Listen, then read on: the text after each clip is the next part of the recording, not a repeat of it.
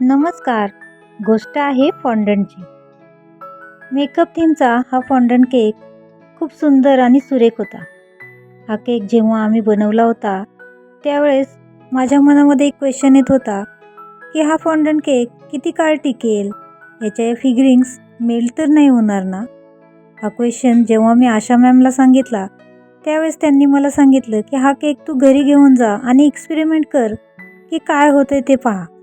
मित्रमैत्रिणींनो, हा केक घेऊन मी घरी गेले. 2 दिवस हा केक मी फ्रीजमध्ये ठेवला होता. 2 दिवसानंतरही हा केक जसा होता तसाच राहिला. याच्या या फिगरिंग्स कुठेही मेल्ट झाल्या नाहीत. त्यामुळे माझ्यामध्ये एक कॉन्फिडन्स आला की आता मी अशा फॉन्डंटच्या फिगरिंग्स बनवू शकते आणि असे हे केक मी कस्टमर्सपर्यंत बिनधास्तपणे पोहोचवू शकते. असं म्हणतात की फ्रीजमध्ये फॉन्डंटच्या फिगरिंग्स मेल्ट होतात, पण इथे मात्र तसं काहीही घडलं नाही.